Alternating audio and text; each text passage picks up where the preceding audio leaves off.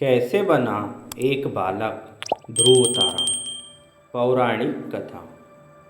स्वयंभू मनु और शत्रुपा के दो पुत्र थे, प्रियव्रत और उत्तानपाद। उत्तानपाद की सुनीति और सुरुचि नामक दो पत्नियां थीं।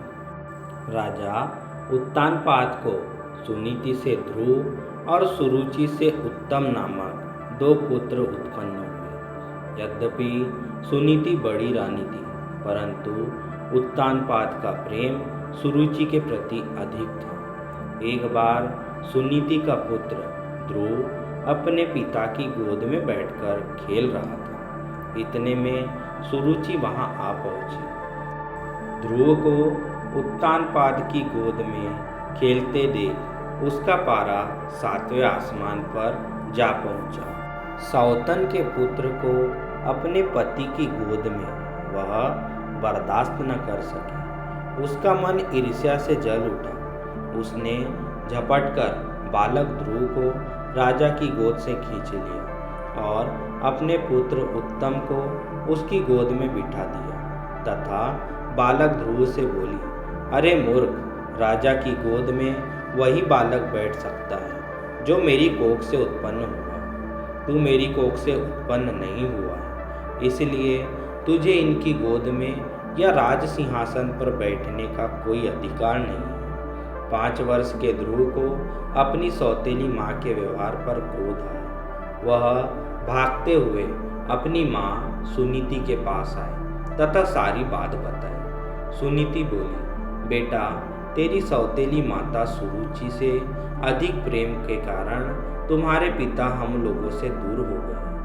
तुम भगवान को अपना सहारा बनाओ। माता के वचन सुनकर ध्रुव को कुछ ज्ञान उत्पन्न हुआ और वह भगवान की भक्ति के लिए पिता के घर को छोड़कर चल पड़े। मार्ग में उनकी भेंट देवर्षि नारद से हुई। देवर्षि नारद ने बालक ध्रुव को समझाया, किंतु ध्रुव नहीं माना। नारद ने उनके दृढ़ संकल्प को देखते हुए ध्रुव को मंत्र की दीक्षा दी। इसके बाद देवर्षि राजा उत्तानपाद के पास गए। राजा उत्तानपाद को ध्रुव के चले जाने से बड़ा पछतावा हो रहा था। देवर्षि नारद को वहां पाकर उन्होंने उनका सत्कार किया। देवर्षि ने राजा को ढांढस बंधाया कि भगवान उसके रक्षक हैं। भविष्य में वह अपने यश को संपूर्ण पृथ्वी पर फैलाएगा। उसके प्रभाव से आपकी कीर्ति इस संसार में फैलेगी। नारद जी के इन शब्दों से राजा उत्तानपाद को कुछ तसल्ली हुई। उधर बालक ध्रुव यमुना के तट पर जा पहुँचे तथा महर्षि नारद से मिले। मंत्र से भगवान नारायण की तपस्या की तथा तपस्या करते हुए ध्रुव को अनेक प्रकार की समस्या आई, परंतु वह अपने संकल्प पर अडिग रहे। उनका मनोबल विचलित नहीं हुआ। उनके तप पर तेज तीनों लोकों में फैलने लगा। ओम नमो भगवते वासुदेवाय की ध्वनि वैकुंठ में भी गूंज उठी। तब भगवान नारायण भी योग निद्रा से उठ बैठे।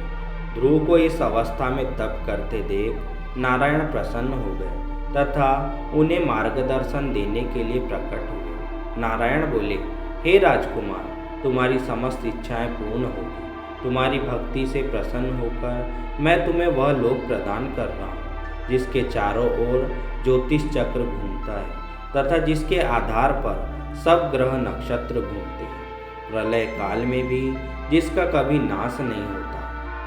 सप्त ऋषि भी नक्षत्रों के साथ जिसकी प्रदक्षिणा करते हैं। तुम्हारे नाम पर वह लोक ध्रुव लोक कहलाएगा। इस लोक में 36 सहस्त्र वर्ष तक तुम पृथ्वी पर शासन करोगे। समस्त प्रकार के सर्वोत्तम ऐश्वर्य भोग कर अंत समय में तुम मेरे लोक को प्राप्त करोगे। बालक ध्रुव को ऐसा वरदान देकर नारायण अपने लोक लौट गए। नारायण के वरदान स्वरूप ध्रुव समय पाकर ध्रुव तारा बन गए। तो दोस्तों, इस प्रकार ध्रुव तारे की उत्पत्ति हुई। दोस्तों, वीडियो अगर आपको अच्छी लगी हो तो वीडियो को लाइक और हमारे चैनल को सब्सक्राइब करना ना भूलें और बेल आइकन पर भी क्लिक कर दें। हर हर महादेव दोस्तों।